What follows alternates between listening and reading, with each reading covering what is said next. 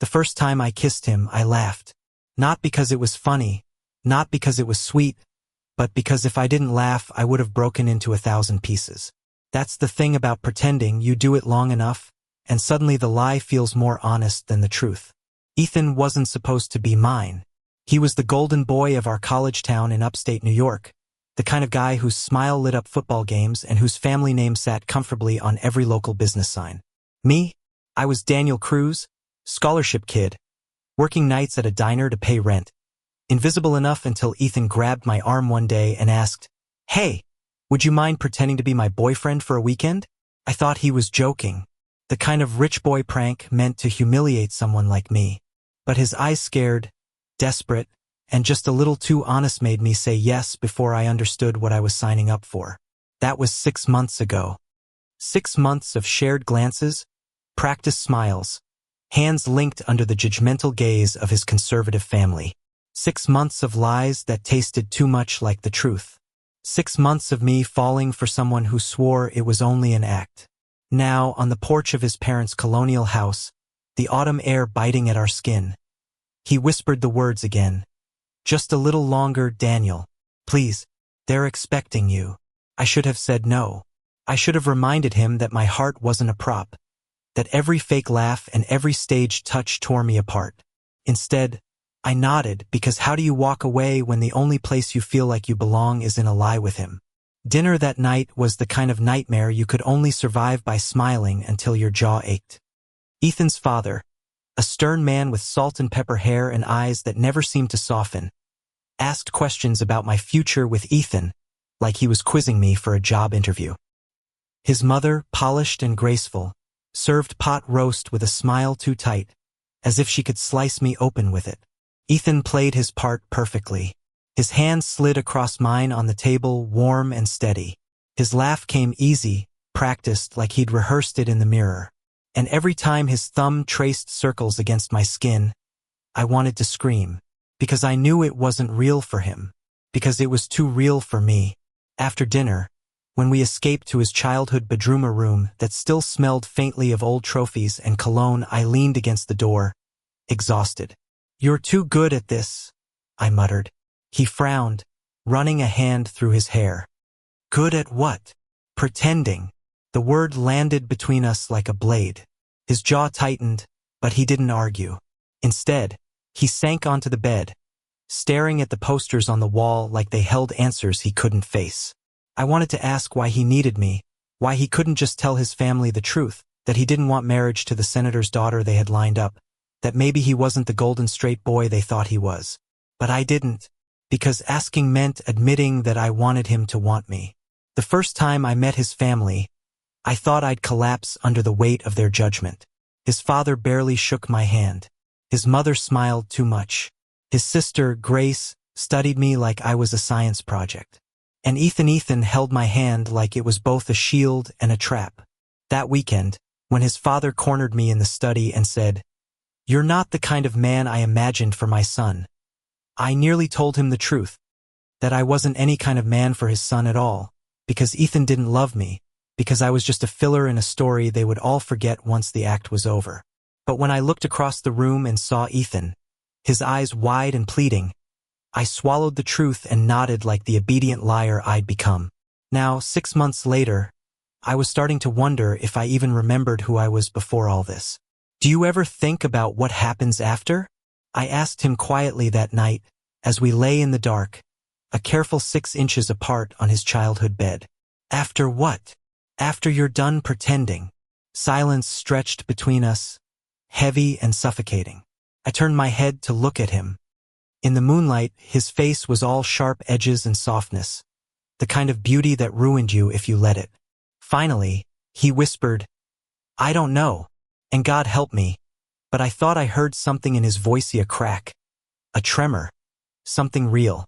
The next morning, his father took Ethan aside for a talk. I wasn't supposed to hear it, but walls in old houses are thin. "You can't keep this up," his father said. "It's embarrassing. The Cruz boy doesn't belong here. You'll end this charade before Christmas."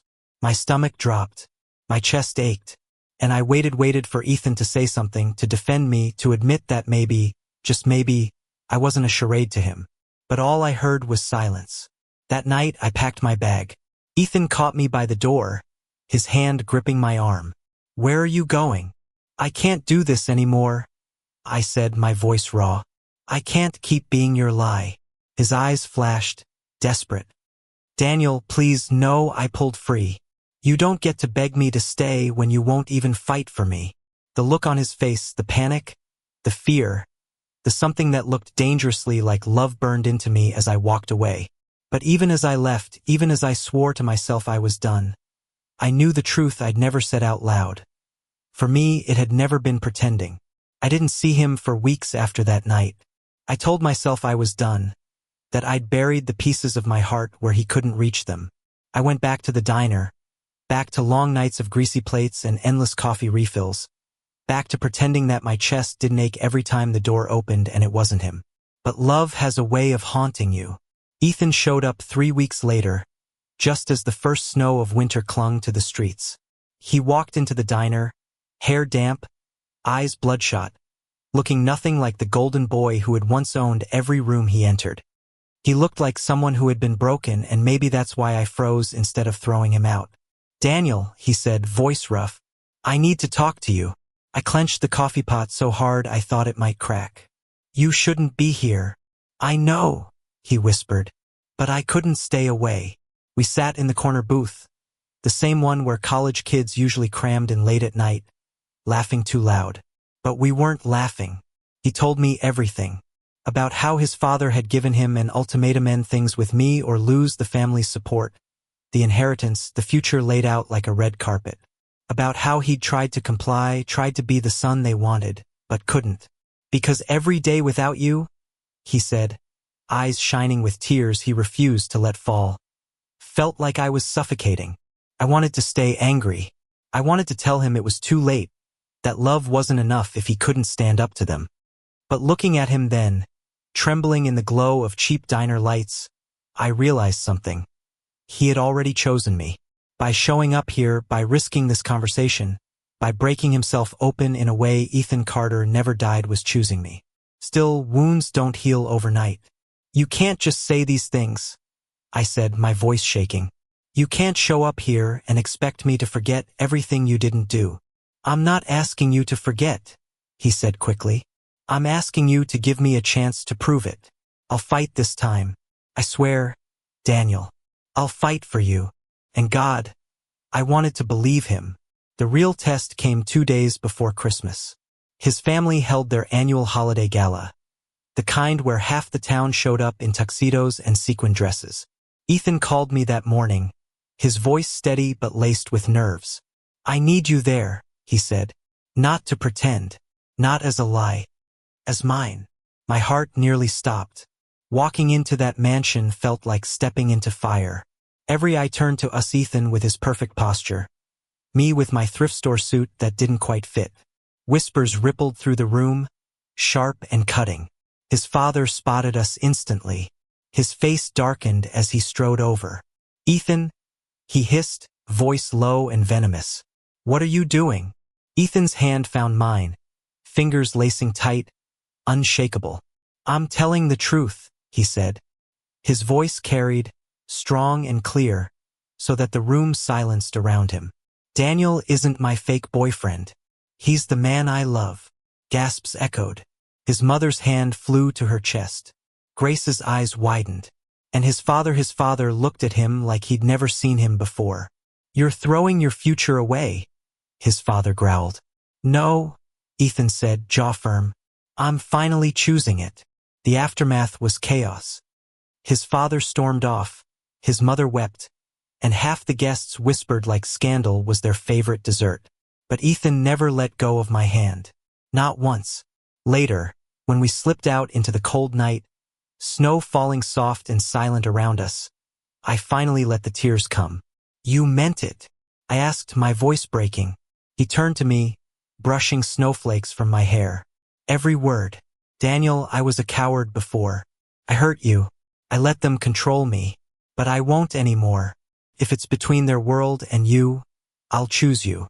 Every damn time." And for the first time, I believed him. We kissed then, under the glow of Christmas lights and falling snow. It wasn't like the first kiss, the one that had tasted of lies and laughter. This one was raw, trembling, too big for my chest to hold. This one was real. The weeks that followed weren't easy. His father cut him off financially. Old friends stopped calling. His world, once gilded and effortless, cracked apart. But Ethan didn't falter. He found work. He studied harder. He fought for a future built with his own hands instead of his family's money. And through it all, he held on to me. There were nights we cried, nights we argued, nights the weight of the world pressed down so heavy I thought we'd break. But then he'd look at me like I was the only thing keeping him breathing, and I'd remember why I stayed. Because love like this, the kind that defied fathers and futures, the kind that survived lies and fear didn't come around twice. Months later, when spring returned and the trees bloomed again, Ethan took me back to that same porch where it all began. The place where he'd once whispered for me to pretend. But this time his voice was steady. "No more pretending," he said, dropping to one knee. His hand shook as he held out a simple silver band. Nothing flashy, nothing borrowed. Just his truth. "Daniel, will you be mine for real?" I couldn't speak for a moment, tears blurring everything. Finally, I laughed, just like I had the first time I kissed him. Only this time it wasn't to hide the pain. "Yes," I whispered, pulling him up, kissing him like the world could burn around us and I wouldn't care. "Yes, Ethan. Always." And maybe the world never fully accepted us. Maybe some people still whispered, still judged. But as I stood there in his arms, no longer a prop, no longer a secret, I realized it didn't matter. Because the lie that once held me captive had given me the greatest truth of my life. Love.